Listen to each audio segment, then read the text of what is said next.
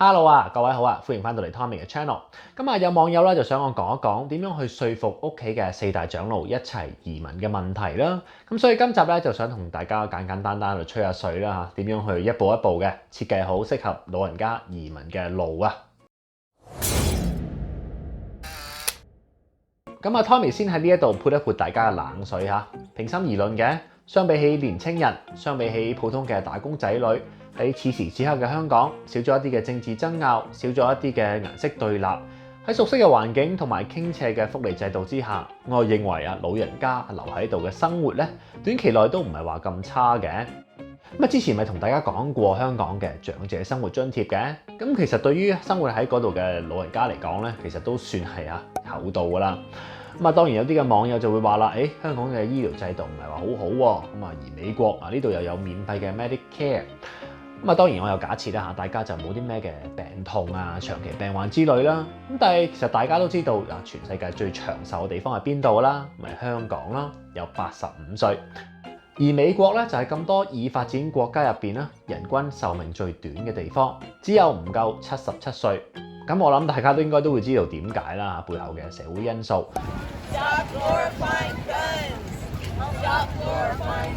咁啊，呢個亦都係我哋喺美國生活嘅成本之一。咁啊，甚至啦我哋嘅人均壽命可以同發展中嘅國家入邊嘅中國大陸平分秋色。咁啊，試幻想一下你係一個年過半百嘅長者，咁啊難聽啲講句啊，你喺一落機移民嘅嗰一刻你就已經馬上嘅減壽8年啊！咁啊，邊個會移民呢？你話自由唔自由，民主唔民主，食得落肚嘅咩？又或者啦，可能老人家好似聖經話齋啦嚇，凡事都有定期嘅，生有時，死有時，栽種有時，拔出有時。反正年事已高，我認為生死由天。但當你換到喺一個完全唔熟悉嘅環境去生活，又有冇可能去應付得嚟呢？你唔識英文，你又唔識揸車，智能手機都唔係好識用噶啦。然後下一代咧就振振有詞嘅，就話為咗佢哋嘅下一代啦，係嘛，朗朗上口嘅話，為咗啲乜嘢政治嘅原因要去移民外國。然後咧就淨係為咗啲孫仔孫女嘅學區着想啦，係嘛？租屋嘅時候咧就淨係睇 Zillow 嘅網站上面嘅學區嘅學分，完全係唔會理會嗰個嘅社區其他嘅配套例如公共交通嘅網絡、公園啦、茶樓啦、休閒設施等等。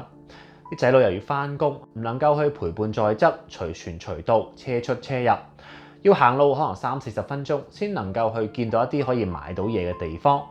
然後路途上邊每一間屋都係一模一樣，行多幾步咧都會蕩失路，唔識到點樣翻到屋企。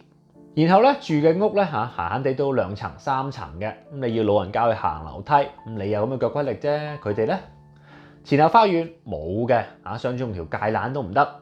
住 LA 嘅朋友，你應該都知道我講緊邊度啩？咁但係搬到呢啲咁嘅鬼地方啦，真係鬼地方啊！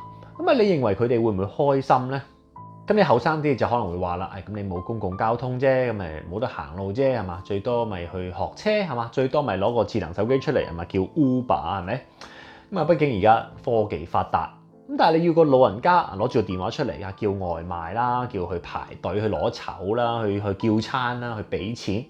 都唔係一時三刻可以學得識啩，咁亦都唔好講喺英語上面嘅障礙啦。你喺香港唔識得用安心出行，亦都可以問一問街市門口個保安叔叔啦。喺外國呢，咁大家又可唔可以喺人哋嘅角度去諗一諗呢？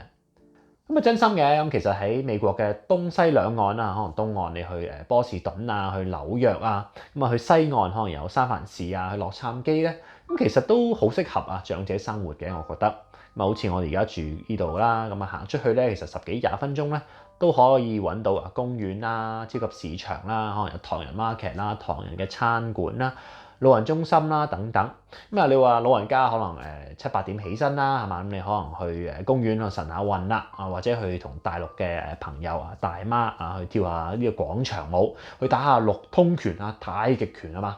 然後同啲街坊去酒樓1盅2件或者炒翻碟乾炒牛河，咁兩公婆可能食唔晒啦，咁整翻嚟留翻去下晝或者係夜晚先食。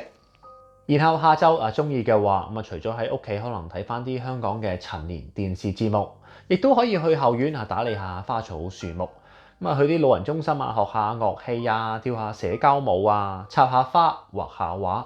咁想追趕下潮流嘅亦都可以玩一玩而家好流行嘅 Pickleball 行動方面嘅話，亦都可以同其他嘅華人嘅朋友去搞一搞行山團，去參加啲每一個月都有嘅老人家嘅旅行團，去下附近嘅博物館啊、去啲寺廟啊、去啲郊野公園啊、去野餐都好啊。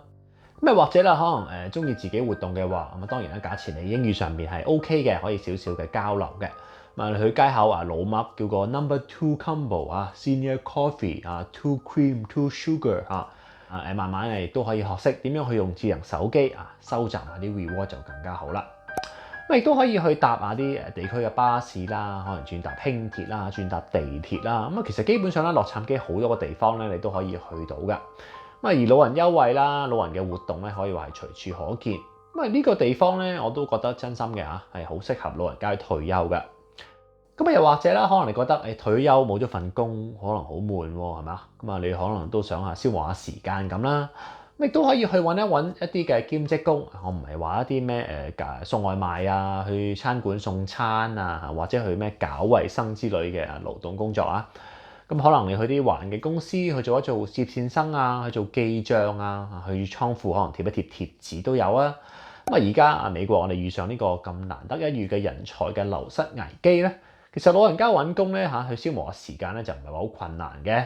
而你話50-60歲啦，去社區大學咧去進修考埋個大學嘅 certificate 去呢個 diploma 咧，其實都唔係話啲咩天方夜譚啊。咁所以咧，其實我就覺得啦，各位孝子賢孫咧，你要去說服屋企嘅老人家去移民咧，最緊要係要問一問你自己你究竟有冇咁嘅能力無論你係財政上面啦、時間上面啦、空間上面，可唔可以提供到俾佢哋一個即係唔好話係最舒適噶啦？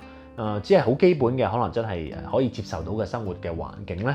有啲似可能做生意嘅時候，你要因應對方嘅要求去寫翻得好一個嘅 proposal， 去提供一個足夠嘅配套、足夠嘅條件，咁人哋先可以決定㗎嘛。亦都只有喺呢一個嘅前提之下，你先可以去慢慢嘅解開大家情感上面嘅疑惑啊。我見到啦，好多人離開嘅時候好匆忙根本就冇同老一輩嘅人咧好好商量。甚至咧就講埋一啲好恐嚇嘅説話啦。你哋唔同我哋移民咧，就留翻香港住老人院啦，一生一世都見唔到我哋同啲孫仔孫女嘅咧。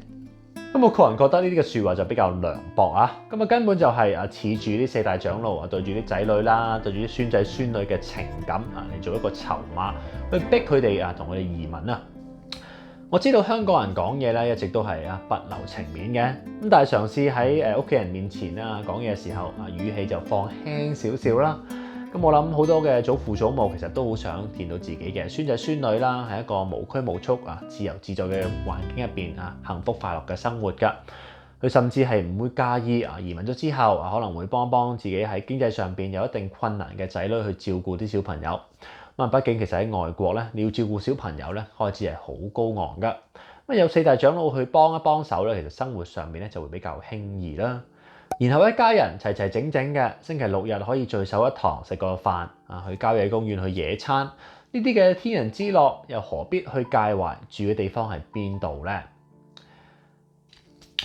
最後啦，我都見到今時今日香港人好多移民嘅決定好情感好政治。但其實老人家嚟講，又唔一定係只能夠喺去或留之間揀一個嘅，或者咪當自己放一個長假咯，去一個新嘅環境去旅遊下咯。如果覺得新環境啱嘅，咪留低咯。玩得1年半載，可能覺得唔係好啱，咁亦都可以行回頭路啊，冇乜問題㗎。你話公屋居屋嗰啲嘅問題，咁香港人識得執生㗎啦。畢竟人各有志，不可強求。我有我嘅生活，你有你嘅忙碌啫，係嘛？總有一日大家會聚首一堂嘅。財務上面可行嘅，咪都可以1年可能幾個月，咪過嚟探一探啲仔女咯，探一探啲孫仔孫女咯，係嘛？其他時間可以留翻喺香港同啲朋友聚會都得㗎。呢個世代其實搭飛機同搭巴士搭火車你搬去上水，你搬去倫敦，咁又有冇咁大嘅分別呢？好多嘅事情其實都唔使咁執着嘅，而呢一句説話亦都係同一啲因為父母唔肯移民，就算一而再、再而三嘅被大氣壓環境輪姦嘅人講㗎。孝順並唔只有一種嘅方法，而世界上面咧亦都冇話邊一個對唔住邊一個，因為對唔住嘅人永永遠遠都只有你自己一個。人只能夠為自己而活，為自己負責任，而你自己過得唔開心，終究喺你身邊嘅人都唔會過得好。呢一個亦都係好多亞洲嚟到嘅新移民永遠諗唔通嘅一點。點解喺西方主流教育之下，會先教個人主義嘅批判思維，而唔係東方世界嘅集體主義？但係西方世界生活嘅人民卻係可以循規蹈矩嘅、安分守己嘅，令到國家嘅利益達到最大化。各位新移民喺呢條路途之上，實在有太多嘅嘢可以學習啦。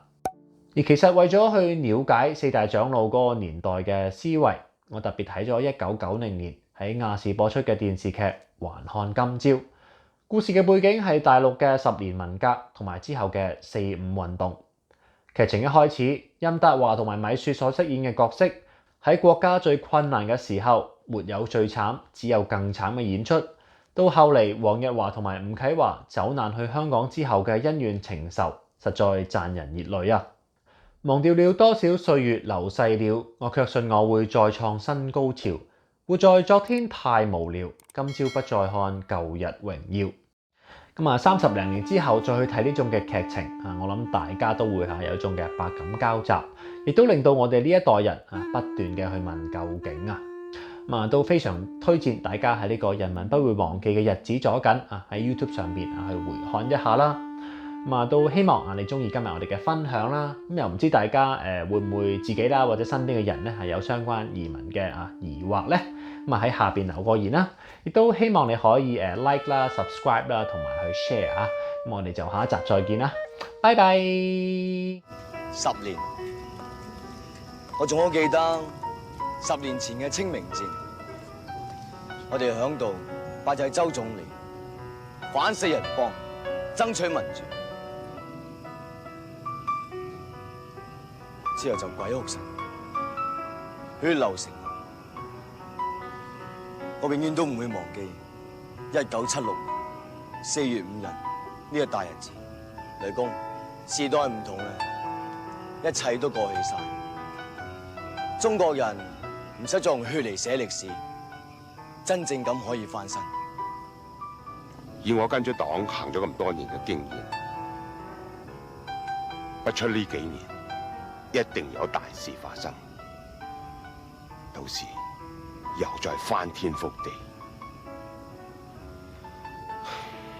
周而復始，中國永遠跳唔出呢個圈。唔會，每一次災難之後，就等於一次新嘅重生。中國經歷咗咁多，只要更加自強不息。只要信念啱，咩都唔使怕。就算係劫數難逃，精神信念都響翻到，咁國家民眾先至可以生生不息，我哋嘅子孫後代先至可以生生不息。老母話齋，俱往矣，還看今朝。啱，俱往矣，還看今朝。過去了就像陪襯，在大時代前往事不再真。何時曾快快樂樂，哪裏有風風光光？這剎那極耀眼看遠方。忘掉了，多少歲月流逝了。